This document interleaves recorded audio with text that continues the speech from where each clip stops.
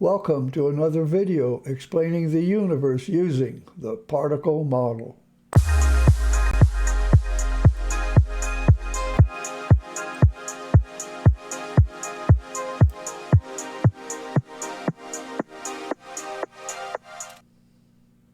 Today's video is a continuation of explaining the particle model equations. The last one I did was on DC circuits, and this one is going to explain the generation of this equation, which is obtained through the calculations, not through derivation. Now, I've been going through a list of words, space and time, gravity. This time I'm going through equations of gravity and DC circuits, and I will go through AC. But today is a continuation of the DC circuits where I'm going to explain the derivation of this particular equation. Now, this has to start with actually the charge on an electron. Yes, I know the particle model does not accept that as a valid concept. But because of this oil drop experiment and some other work that is done, there is a data point that is of interest to me in developing an equation for the particle model. The oil drop experiment was performed by Robert Millikan and Harvey Fletcher in 1909 to measure the elementary electric charge on the electron. The experiment took place in the Ryerson Physical Laboratory at the University of Chicago, and Millikan received a Nobel Prize for it in physics in 1923. This is from Wikipedia, and this is generally the diagram that is used to explain the oil drop experiment. There's an atomizer here with oil in it where they spray droplets of oil into the cavity. And there's another thing not shown, and that is they hit these oil drops with a high-intensity gamma rays. The intention is that electrons will attach themselves to the oil drop. And so they work it so that finally one of these oil drops falls through the hole of this plate. This is tied to a high voltage, and this is ground. There's an electric field this way, but that electric field, as they say, pushes the electron up. So what happens is, while they're watching this through a microscope, and they adjust the voltage such that the gravitational force pushing it down is offset by the electric force pushing up. They have equations for this. They go through all the manipulation equations that eventually come up with an equation for the charge of the electron, and they found that the electron drops differed in increments of 1.602176663 e to the minus 19 coulombs is what the charge is. 1.602 is typically what you hear is the charge of an electron. It's a quite clever experiment, and it's done. Several different variations of that is done, but won't go into that. There is an interesting video by Sumitra Das. He's Indian, but he speaks very clearly, and he goes through this explanation and the equations, if you're really interested in the equations. And I don't need to re-explain that to anybody, but at the end of this video, as you can see, I'm at the end here, this is the results of several 10 or 11 measurements, and each droplet can actually, you don't know how many it's going to get, how many electrons it's going to be added to the droplet, so you get varying answers. What's done here is you take this measurement and you subtract 3.85 from 4, and you get 1.602. And every pair that's subtracted, you find the difference is either 1.602, 10 to the minus 19th, or a multiple of it, 1.6, 3.2, 4.8, 6.4. Or it's exactly one electron had gotten attached. And that's how they came up with the answer. It's quite clever. Well, you can now take this and go to the definition of 1 amp. I know I'm really just kind of piecing two things together out of the clear blue, but this all ultimately gets to the TPM circuit. So there is a definition of 1 ampere of current. The International Standard Unit of Charge Coulomb is the quantity of electricity carried in 1 second by a current of 1 amp. Or conversely, you can say a current of 1 ampere is 1 coulomb of charge going past a given point in a circuit in 1 second. This is typically 1 ampere is 1 coulomb per second. Of course, from an electrical engineering point, 1 amp is also 10 volts over 10 ohms. That's what I'm going to use later. Could be 1 volt over 1 ohm. That's still 1 amp of current. Two ways of defining current. One from a physics point of view, one from an electrical engineering point of view. So the number of electrons in 1 second, from this particular link, we find the statement, when 1 coulomb of charge passes through any cross-section of the wire per second, then the current passing is 1 ampere. Charge of the electron is 1.602 times 10 to the 19th coulombs. We just went through that with the oil drop. And then this article just literally jumps in and says, well, the number is the inverse of that, or the number flowing through it is 6.24 times 10 to the 18th. This number of electrons passes through the cross-section of a wiring carrying 1 amp of current. That's a huge number. That's a huge number. But I'm going to use that number to work with the particle model and see what we can do. But before I do that, this international standard of units, we have standards for voltage. We have a standard for resistance, and we have a standard for 1 second. These are all man-made definitions. With our theories, with the equations, with the standards, we get numbers. Are they real? There is no, you can't go out there and measure a volt. That a volt doesn't exist out there. A 1 ohm resistor doesn't exist out there. 1 second doesn't literally exist out there. These are all man-made from theories, equations, standards. Are they real? No. There is no direct measurement of these things. So this number, 6.24 to 10 to the 18th in 1 second, is huge, but we have no direct verification of it. Okay, so here's the circuit, and I had 10 volts, 10 ohms gives me 1 amp of current flowing. Well, the current is equal to the voltage drop across the resistor divided by the resistor, which is 1 amp. In the particle model, the voltage lost is proportional to the G1s lost. So you have A is the base. The battery adds, in this case, because I assume VG equals 0.1 volt per G1. If it's a 10 volt battery, it adds 100. A plus 100 is what B, so A plus 100 enters.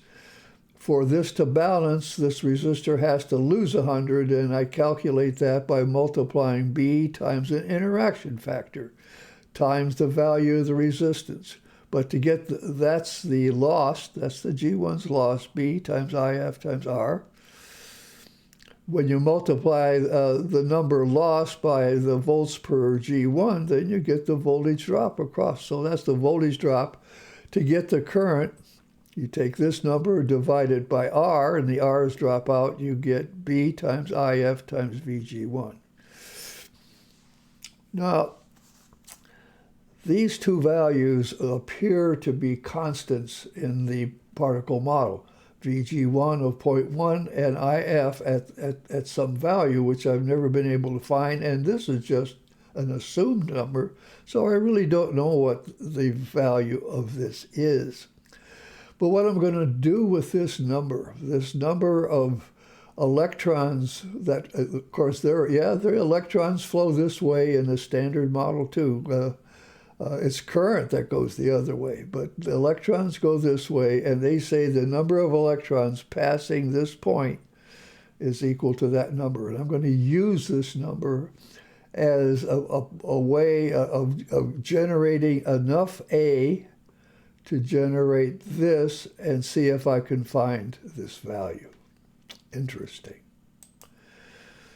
Okay, so the number of cycles. Well, this is all about 1 second, 1 amp in 1 second. So I assume each cycle takes 1 nanosecond. I'm using my own circuit over there on my lab, which is very small, battery, resistor, and I've estimated, this is my estimate, of 1 nanoseconds for 1 G1 to get around to here. That means that there are 1 billion, 10 to the plus 9, 1 billion cycles in 1 second. So you get A in one cycle, you get another A in the second cycle, and in the third. So you got to multiply A times 10 billion to get the number passing the 1 point in 1 second. And so what I did was I'm going to force IF. I'm going to pick this again as 0.1. That's my choice, 0.1. And I'm going to adjust IF until I get this number. And there you have my spreadsheet. I have this is a cycle 1, 2, 3, I got 10 cycles. I start with an arbitrary number. V sub G1 is a tenth. I've already adjusted this. This is a final number, but I started with an arbitrary number here. I have a 10 volts battery. I have a 10 ohm resistor, and I calculate the values of A, B, and C as you go around the circuit. And then I pre-calculate what it should have been to make it go faster. And so ultimately, within 3 cycles, I got the answer. I went further here, but within 3 cycles, I got the answer that there's A is equal to 6.24 e to 10 to the 9th.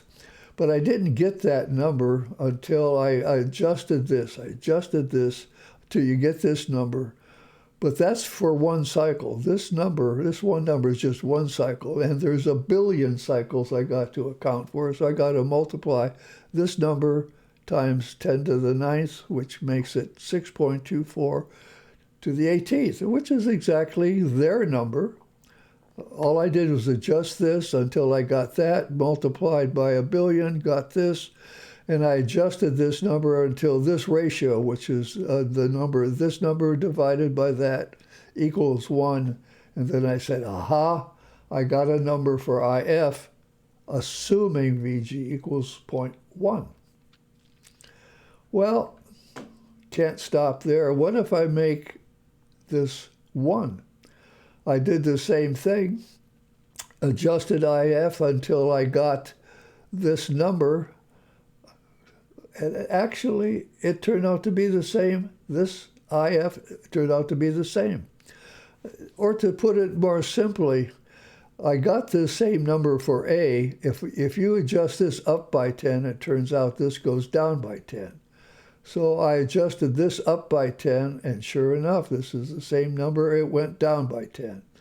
Then I used 0.01, and it went from this number, from 1, I went down by 100, so this had to go up by 100, and sure enough, in all cases, this value for A comes out the same. So what it means is that the value of A, which is this value here, is equal to the number of amps divided by this for each cycle. Now, I deduced that from the math. This is my own empirical type equation. A equals that. That's the equation I had on the title page. Well, I did one more thing. I decided to take 10 amps. And so now, to make it 10 amps, I just dropped the resistor to 1. So I got 10 volts, 1 ohm, that's 10 amps. And what you see is I got 10 times the number here. This used to be 6.242 to the ninth. Now it's to the 10th. I multiply it by a billion, and I get a bigger number. Well, that's true of them. See, their definition for this number, when it's plus 18, is that it's 1 amp. So if they're going to have 10 amps, they got to have 10 times the number. So I increased this from 18 to 19, and adjusted this until I got the same number all over again. So yeah, you have to account for the current, but you get the same answer for the product of VG1 times I sub F, the same number. Well, when I did my experiment before, I did a 3 resistor and a 2 resistor experiment before, and I wrote the equations. I tried to derive an equation for GD1 and IF, and I could not do it. I could not separate them. They always came together, and I didn't have enough equations, enough data points to separate it. It was kind of frustrating. I really wanted to find those numbers. But this circuit analysis and the way I've done it kind of tells me, yeah, they are tied together, and maybe I need one more data point to do it. But I came up finally with an equation, through the whole process, that the value of A, the number of G1 particles flowing around the circuit in one cycle, is equal to the current, that's I, not 1, current, divided by the product of VG1 and IF, and that's the number going through. And this is for 1 nanosecond cycle, so you got to multiply that by 9, and you get, ultimately in 1 second, you get 6.24 e to the plus 18, which is the same as their number. This number up here isn't correct unless this is correct.